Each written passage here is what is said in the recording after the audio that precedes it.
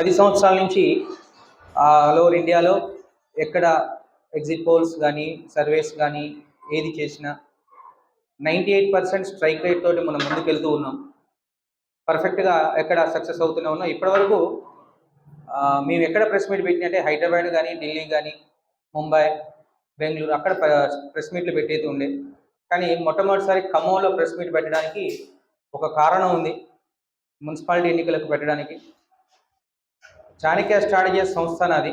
I'm the MD for the Chanakya strategies. నేను పుట్టింది ఖమ్మం జిల్లా. నేను ఖమ్మం జిల్లా వాసిని అని చెప్పుకోవడానికి గొప్పగా ఫీల్ అవుతున్నాను. నా సొంత గడ్డలో ఇంతవరకు నా కంపెనీ నుంచి ఒక్క ప్రెస్ మీట్ కూడా పెట్టలేదు మన కంపెనీ కోసం. అది ఉద్దేశించుకొని రాబోయే అన్ని రోజుల్లో అసెంబ్లీ ఎన్నికలు కానీ, కార్పొరేషన్ ఎలక్షన్స్ కానీ ఏది ఉన్నప్పటికీ కూడా ఖమ్మం వేదికగానే ప్రెస్ మీట్ పెట్టాలని నిర్ణయించుకున్నాం. అందులో భాగంగానే మొట్టమొదటి ప్రెస్ మీటు ఇక్కడ పెట్టుకొని ఇనిషియేషన్ తీసుకోవడం జరిగింది. ఇప్పుడు రాష్ట్రంలో కూడా అసెంబ్లీ ఎన్నికల కంటే బలంగా పోటీ ఇస్తూ పురపాలిక ఎన్నికలు జరిగినాయి మొన్న 11న. ఈరోజు వాటి రిజల్ట్స్ మనం చూస్తూ ఉన్నాం ఏం జరుగుతుందనేది. వాటికి సంబంధించి మేము ఏం ఎగ్జిట్ పోల్ ఇచ్చాం, ఏం రిఫ్లెక్ట్ అయింది అనే దాని ప్రాతిపదికన ఒక ప్రెస్ మీట్, సక్సెస్ మీట్ని పెట్టుకోవడం కోసం ఈరోజు మిమ్మల్ని ప్రెస్ మీట్కి కాల్ చేయడం జరిగింది. రాష్ట్రంలో మనకు 116 మున్సిపాలిటీల్లో, అంటే యాక్చువల్ 121 మున్సిపాలిటీలు మనవి. 121 మున్సిపాలిటీల్లో ఒక 5 మున్సిపాలిటీస్కి ఎలక్షన్స్ జరగలేదు ఇంకా, వాటికి ఇంకా టైం ఉంది కాబట్టి 116 మున్సిపాలిటీస్లో సుమారు 2582 వార్డ్స్, మున్సిపాలిటీ వార్డ్స్కి ఎలక్షన్స్ జరిగినవి. అదేవిధంగా 7 కార్పొరేషన్స్లో సుమారు 414 డివిజన్స్కి ఎలక్షన్స్ జరిగినాయి. అయితే మొన్న మనం ఇచ్చిన ఎగ్జిట్ పోల్స్ ప్రకారం ఏంటంటే సుమారు 75 స్థానాలు, అంటే 75 నుంచి 80 స్థానాల్లో కాంగ్రెస్ పార్టీ చైర్మన్ పీఠాన్ని కైవసం చేసుకుంటుంది తెలంగాణ రాష్ట్రంలో ఇవ్వడం జరిగింది.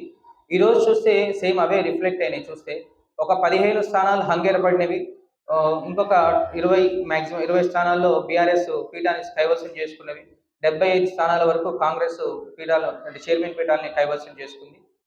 హార్డ్లీ మనం ఏదైతే ఆ రోజు ఫిగర్ ఇచ్చామో ఎగ్జిట్ పోల్స్ ఈరోజు అది రిఫ్లెక్ట్ అవ్వడం జరిగింది. అండ్ 7 కార్పొరేషన్స్లో మనం గతంలో చెప్పినట్టుగా ఒక కరీంనగర్, నిజామాబాద్లో త్రిముఖ పోటీ జరుగుతుందని చెప్పడం జరిగింది. త్రిముఖ పోటీలో అటు బీజేపీ బలమైన పోటీ ఇస్తుందని చెప్పింది.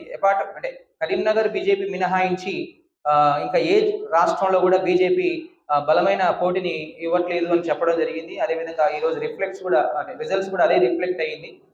అన్ని రాష్ట్రాల్లో, ఉమ్మడి 10 జిల్లాల్లో అన్ని జిల్లాల్లో కేవలం ఒక 2 జిల్లాలు మినహాయించి మిగిలిన అన్ని జిల్లాల్లో కూడా ద్విముఖ పోటీనే జరిగింది అని మనం క్లియర్గా స్పష్టంగా చెప్పుకోవడం జరుగుతుంది. అట్ ద సేమ్ టైం ఈరోజు మనం రిజల్ట్స్ చూస్తే ఏం జరుగుతుందంటే మున్సిపాలిటీల సంఖ్య పరంగా, అంటే 75 నుంచి 80 స్థానాలు మున్సిపాలిటీల సంఖ్య పరంగా వాళ్ళు చైర్మన్ పీఠాన్ని, కాంగ్రెస్ పార్టీ వాళ్ళు చైర్మన్ పీఠాన్ని కైవసం చేసుకున్నారు. కానీ ఈ ఎన్నికల రిజల్ట్స్ మొన్న సర్పంచ్ ఎన్నికల రిజల్ట్స్కి యాజ్ ఇట్ ఈజ్ రిఫ్లెక్ట్ అయినాయి. ఎలా అంటున్నానంటే మొన్న సర్పంచ్ ఎన్నికల్లో ఏదైతే 40% బీఆర్ఎస్ పార్టీ ఓట్లను షేర్ చేసుకుందో, సేమ్ ఈరోజు మున్సిపాలిటీస్ చూస్తే సుమారు 40% వార్డ్స్, అంటే ఇందాక చెప్పిన 2582 వార్డ్స్లలో 40% వార్డులు బీఆర్ఎస్ పార్టీ గెలుచుకుంది. అంటే ఇక్కడ బీఆర్ఎస్ పార్టీ ఓట్ షేరు కొంచెం పెరుగుతూ వస్తుందని క్లియర్గా స్పష్టంగా తెలుస్తుంది. ఈ బీఆర్ఎస్ పార్టీ ఓట్ షేర్, అంటే ఈ రిజల్ట్స్ రేపు రాబోయే జిహెచ్ఎంసీ ఎలక్షన్స్ మరియు ఖమ్మం కార్పొరేషన్, వరంగల్ కార్పొరేషన్ మీద కొంచెం రిఫ్లెక్ట్ అయ్యే విధంగా ఉన్నది క్లియర్గా చెప్తున్నారు. అంటే ప్రజల్లో అధికార పార్టీ మీద కొంత ఏదైతే మన వ్యతిరేకత, అసంతృప్తి అంటున్నామో ఈరోజు అది కొంచెం రిఫ్లెక్ట్ అయింది.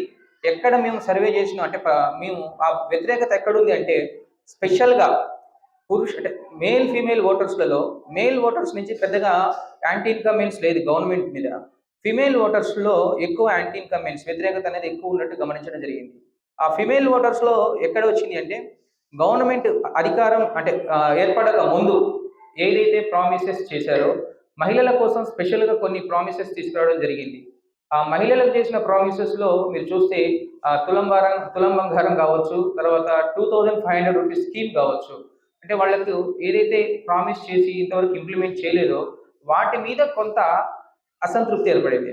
అదేవిధంగా రైతులకు ఇస్తున్న యూరియా ఏదైతే ఉందో ఆ యూరియాలో కొంచెం అక్కడక్కడ లోపాలు జరగడం వల్ల రైతుల్లో కొంత యాంటీ ఇన్కంబెన్సీ ఉంది. అది మినహాయించి కాంగ్రెస్ ప్రభుత్వం మీద ఎక్కడ కూడా వేరే రూపంలో అనేది కొంచెం వ్యతిరేకత అనేది కనపడలేదు.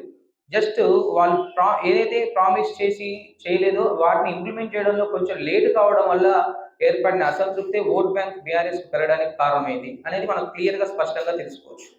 అండ్ ఎస్పెషల్లీ ఖమ్మం జిల్లా మాట్లాడుకుంటే మన కంపెనీ యాక్చువల్‌గా నేను గత 10 రోజుల నుంచి కూడా నేను ఖమ్మం జిల్లాలోనే ఉండడం జరిగింది. మా సంస్థ సభ్యులందరినీ రాష్ట్రం మొత్తం తిప్పి నేను ఖమ్మం జిల్లాలో స్పెషల్‌గా ఏదులాపురం, కల్లూరు, ఇల్లందు, సత్తుపల్లి ఈ మున్సిపాలిటీస్‌లో ఒకసారి పర్యవేక్షణ చేయడం జరిగింది. ఎందుకంటే ఏం జరుగుతుంది? ముగ్గురు మంత్రులున్న జిల్లాలో కాంగ్రెస్ మీద వ్యతిరేకత ఉందా? లేదా నెక్స్ట్ ప్రతిపక్ష పాత్రలో బీఆర్ఎస్ వస్తుందా? బీజేపీ వస్తుందా? ఇవన్నిటిని పరిశీలనలోకి తీసుకొని ఖమ్మం జిల్లాలో సర్వే చేస్తున్నప్పుడు ఒకటైతే క్లియర్‌గా ఉంది. ఇక్కడ పొంగులేటి శ్రీనివాసరెడ్డి మంత్రి గారి మేనియా మాత్రం ఏదులాపురంలో 100% రిఫ్లెక్ట్ అయిందని చెప్పుకోవాలి.